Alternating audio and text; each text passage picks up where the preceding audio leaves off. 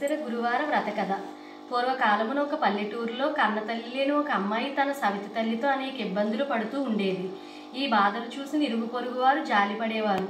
ఒకనాడు ఆ గ్రామ దేవాలయ పూజారి ఈ అమ్మాయిని పిలిచి, ఓ అమ్మాయి, నీవు లక్ష్మీ పూజ చేయుట ప్రారంభించు, నీకు కష్ట నష్టములు తొలగునని చెప్పగా ఆనాటి నుండి మట్టితో లక్ష్మీదేవి బొమ్మను చేసుకుని భక్తి ప్రపత్తులతో చూసుకుంటుండేది.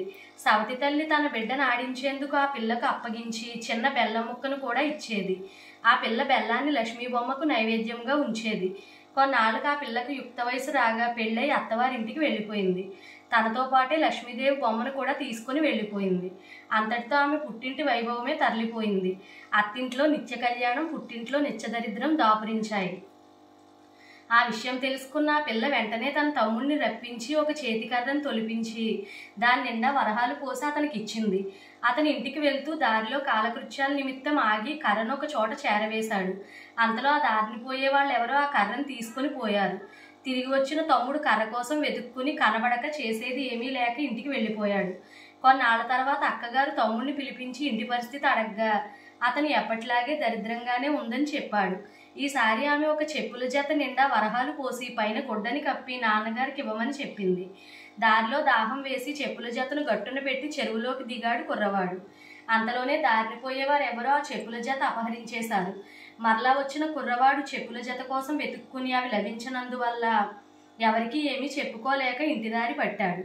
మరికొన్నాళ్లకు అక్కగారు మళ్ళీ తమ్ముడిని పిలిపించి ఇంటి దగ్గర దరిద్రం ఇసుమంతైనా తగ్గలేదని తెలుసుకుని ఒక గుమ్మడికాయ తొలిపించి దాని నిండా రత్నాలు పోసి తమ్ముడికిచ్చి తల్లికి అందజేయమంది. అతడు ఆ గుమ్మడికాయ ఒక చెరువు గట్టు మీద ఉంచి తను చెరువులో దిగాడు. తిరిగి వచ్చే లోపల అటుగా వెళ్తున్న ఒక బ్రాహ్మణుడు ఆ గుమ్మడికాయను చూసి తనతో తీసుకెళ్లిపోయాడు. తిరిగి వచ్చిన తమ్ముడు గుమ్మడికాయ కనబడకపోవడంతో తన దురదృష్టాన్ని నిందించుకుంటూ వెళ్ళిపోయాడు. ఇంకా కొన్నాళ్ళు గడిచాక అక్కగారు తన పుట్టింటి విషయాలు తెలుసుకుని వారిని ఉద్ధరించడం ఎలాగా అని ఆలోచించి భర్త అనుమతిపై పుట్టింటికి వెళ్ళింది. ఒకనాడు ఆమె సవతి తల్లితో, అమ్మ, ఈ రోజు లక్ష్మీ గురువారం కావున లక్ష్మీదేవి వ్రతం నోచుకుందాము, నువ్వేమీ తినకుండా ఉండని చెప్పింది.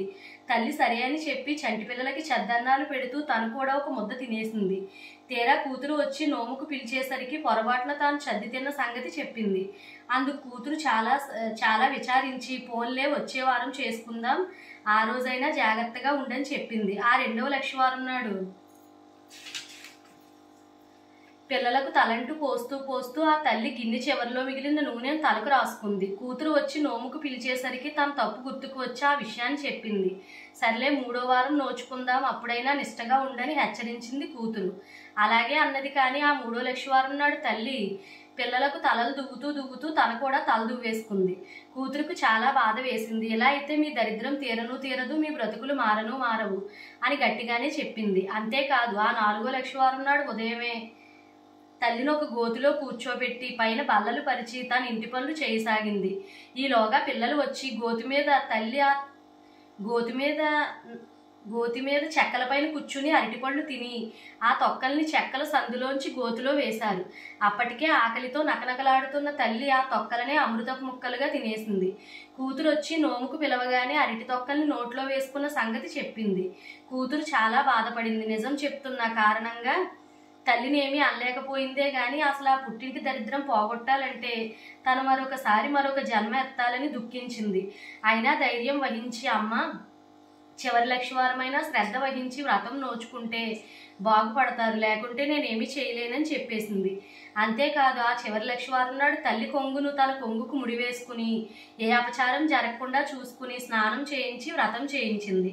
కూతురు పూర్ణపు కుడుమెలు నివేదించగానే మహాలక్ష్మి వాటిని స్వీకరించింది. కానీ తల్లి పెట్టినప్పుడు మాత్రం స్వీకరించలేదు.